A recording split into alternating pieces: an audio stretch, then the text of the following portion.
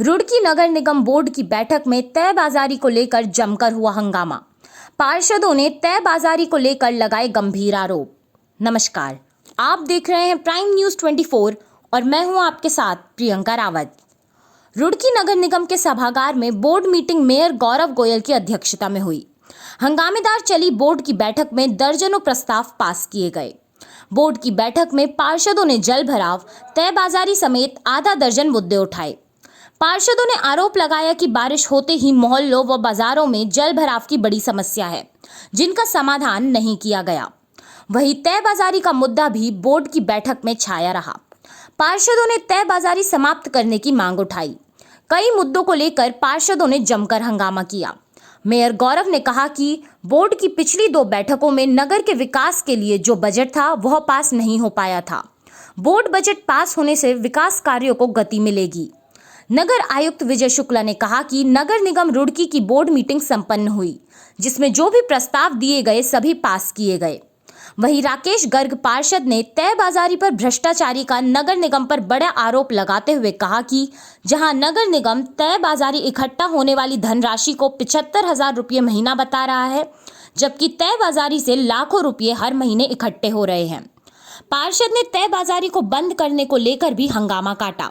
पार्षदों का कहना है कि तय बाजारी नहीं, तय बाजारी के नाम पर यह चोर बाजारी है।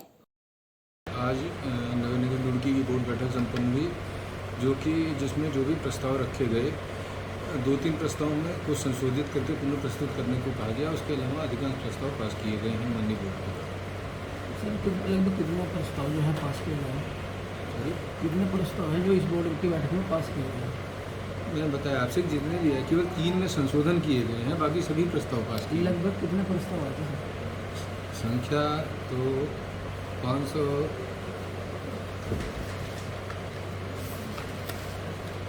करीब हमारे 25 के आसपास प्रस्ताव थे, जिसमें से 3 को छोड़ के बाकी सभी पास किए। जल भराव की समस्या को लेकर भी पार्षदों द्वारा मुद्दा करना है और जल भराव की समस्या ऐसी भी है। देखिए, जल भराव केवल रुड़की की नहीं, जितने भी शहर हैं, जो निचले क्षेत्र हैं, जल भराव की समस्या सभी जगह है। यहाँ माननीय मुख्यमंत्री महोदय की घोषणा के अनुरूप सिंचाई विभाग द्वारा इसकी एक कार्ययोजना तैयार की जा रही है। प्रारंभिक रिपोर्ट उनके द्वारा तैयार की गई थी।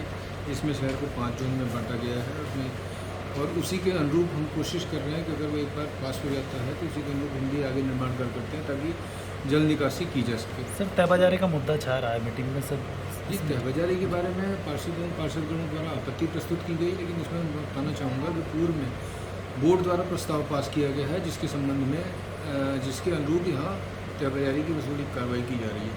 उनकी आपत्ति तय बाजारी की वसूली अत्यंत न्यून होने के संबंध में थी, जिसके बारे में लगातार कार्रवाई की जा रही है, मॉनिटरिंग की जा रही है और वसूली बढ़ भी रही है।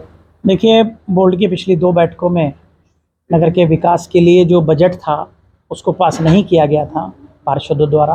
आज बोर्ड की बैठक में लगभग 48 विकास कार्यों के प्रस्ताव और बोर्ड का बजट रखा गया था। इसमें से अधिकांश बोर्ड बजट भी और अधिकांश विकास कार्य सर्वसम्मति से पास हुए हैं। निश्चित रूप से शहर का चहुमुखी विकास को पहिए लगेंगे, और चाहे वो वाटर ड्रेनेज की प्रॉब्लम हो, सौंदर्यकरण का विषय हो, निर्माण कार्यों का विषय हो, या और जो भी मूलभूत सुविधाओं से जुड़े हुए विषय हों, उन सबको बहुत तेज़ी से कार्य शुरू होंगे। बजट पास होने के बाद मैं शहर की जनता को आने वाला हमारा जो 75वां स्वतंत्रता दिवस है, आज़ादी के 75वें अमृत महोत्सव पर बहुत बहुत शुभकामनाएं देता हूँ। साथ साथ त्योहारों पर रक्षाबंधन जैसा मुख्य त्यौहार सनातन संस्कृति का है, उस पर मेरी ओर से सभी को बहुत बहुत शुभकामनाएं। देखिए, जल भराव का क्योंकि क्षेत्र बहुत बड़ा है और नया क्षेत्र जुड़ा है, तो जल भराव की समस्या के लिए जो भी हम कर पा रहे हैं, जहाँ जहाँ भी नाले बन पा रहे हैं, उसको बनाने का तेज़ी से प्रयास किया जा रहा है। लेकिन पिछले दिनों बोर्ड की अवरुद्धता के कारण 2 बार बजट बोर्ड में पास नहीं हो पाया, जिससे शहर के सभी कार्य अवरुद्ध हुए हैं। आज ये बोर्ड बजट पास हुआ है, निश्चित रूप से विकास कार्यों को गति मिलेगी। देखिए, बोर्ड की मीटिंग के अंदर 48 प्रस्ताव थे। निश्चित रूप से जो भी प्रस्ताव होते हैं, चर्चा उन्हीं पर होती है। तो पार्षदों ने कोई विषय रखा है, निश्चित रूप से अगली बार उसको हम बोर्ड की बैठक में रखेंगे और उसमें जो भी निर्णय होगा या तर्कसंगत विषय होगा, क्योंकि ये राजस्व से जुड़ा हुआ विषय है, तो इसमें अधिकारियों से राय करके जो भी आम जन के लिए हित में होगा, निगम हित में होगा, उसको कर जाएगा। 3861 वेंडर यहाँ पे रजिस्टर्ड है। प्रत्येक वेंडर से हम अगर 5 रुपये भी लेते हैं तो 19,000 रुपये के करीब हमारे पास रकम होती है। कुछ वेंडर अगर प्रत्येक दिन नहीं आते तो हम 15,000 इसको कैलकुलेशन करें प्रतिदिन की तो 4,500 रुपये महीना उसमें हमारे पास आता है। इन्होंने 6 लड़कों की टीम जो लगाई हुई है उनकी सैलरी बैठती है 4,500 या 4.5 लाख? 4.5 लाख, 4.5 लाख रुपए इकट्ठा होते हैं। और इन्होंने 6 लड़कों की जो टीम लगाई है उसकी सैलरी 1,09,000 रुपये प्रति माह बैठती है। और ये जो कलेक्शन अपना दिखाते हैं यहाँ पे 2,000 और 3,000 रुपये के बीच में दिखाते हैं, कभी 2,200, कभी 2,300, कभी 2,800, जो लगभग 70-75 हज़ार रुपये महीना यहाँ पे कलेक्शन होता है। और उन लोगों को सैलरी दी जाती है 1,09,000 रुपये। उनको वाहन भी दिया जाता है, पेट्रोल डीजल भी दिया जाता है। सो नगर निगम का बहुत ज़्यादा नुकसान है और गरीब जनता का जो हनन हो रहा है वो पैसे भी उनसे लिए जा रहे हैं और सरकार के खाते में भी नहीं जा रहे हैं। इसका हमें विरोध है और सुप्रीम कोर्ट की तरफ से तहबाजारी बैन चली आ रही है, उसके बावजूद ये तहबाजारी कर रहे हैं। इसका हम विरोध करते हैं, इसकी हम घोर निंदा कर रहे हैं। क्या वजह है कि जो नगर निगम की संपत्ति है उसका किराया बढ़ाने को लेकर जो मुद्दा उठाया गया? किराया इन दुकानों का, जो दुकानें निगम की हैं और सालों से इन लोगों के पास है, जो दुकानदार हैं, करोड़ों रुपए की दुकानें हैं और किसी का 500 रुपये किराया, किसी का 600 रुपये किराया, किसी का 1,000 रुपये भी अब जाके हुआ। उसमें बहुत छोटी सी दुकान पटेला लस्सी वाले के बराबर में है, उसका किराया 1,000 रुपये। उसके बराबर में इतना बड़ा शोरूम है, उसका किराया 1,000 रुपये। कोई तो मानक होना चाहिए ना, किराया तो बढ़ना ही चाहिए ना। अगर मैं भी कहीं किराए पे रह रहा हूँगा तो अगर पहले 50 रुपये किराया था तो अब उसका भी बढ़ के 500, 1,000 इस तरह से आज के हिसाब से होना चाहिए। आपके द्वारा क्या आवाज़ करेगी?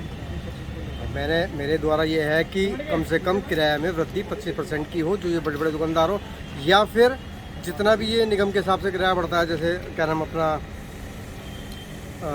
ये टैक्स के हिसाब से, उस हिसाब से किराया बढ़े। कम से कम 25% की बढ़ोतरी तो हो। जो इतना बड़े बड़े शोरूम लेके आदमी बैठा हुआ है, जो इसका हज़ारों रुपये किराया उनसे, बाज़ार में आप चले जाओ 1-1 लाख रुपये किराए की दुकानें हैं, 1.5 लाख रुपये तो निगम की संपत्ति है, निगम को भी तो किराया लेना चाहिए। उससे निगम की आय होगी, जिससे हमारे सरकार सारे काम चलते हैं। मीटिंग के दौरान एक बड़ा आरोप लगाया गया आपके द्वारा कि जो निगम की संपत्ति है, लोगों के पास 1,000 रुपये, 700 रुपये महीना किराए पे है और लोगों ने उसे आगे लाखों रुपये महीना किराया लाखों रुपये किराए पे दे रखी है और उसका ट्रांसफ़र भी नहीं है, नाम ट्रांसफ़र भी नहीं है लोगों के। तो अपने आप तो दे रहे किराया 1,000 रुपये, 700 रुपये निगम को, और दूसरी पार्टी से ले रहे हैं हज़ारों रुपये, लाखों रुपये समझ लो भाई। अगर 70-80 हज़ार रुपये महीना दे तो साल के आप लगा लो ना कितने पैसे हो गए। तो क्या वजह है ये आपने जो अपनी बात रखी थी नगर निगम में पार्षदों द्वारा इसका खंडन कर दिया गया? शायद हो सकता है उसमें किसी पार्षद विशेष का कोई लाभ हो, मेरा तो कोई लाभ नहीं है। हम तो निगम के लिए काम करेंगे या फिर अपनी जनता के लिए काम करेंगे। मेरे वार्ड में अगर कोई इस तरह का दुकानदार होगा या इस तरह की प्रॉपर्टी होगी तो मैं उसके लिए भी बात करूँगा कि भाई किराया बढ़ाया जाए, उस पार्टी से ही बात करूँगा। और निगम में जो पैसे आएगा वो हमारी संपत्ति बढ़ेगी और उससे ही हम समाज के काम करा पाएंगे। निगम के सारे काम इस कर से ही तो है। प्राइम न्यूज़ 24 के लिए ब्यूरो की रिपोर्ट।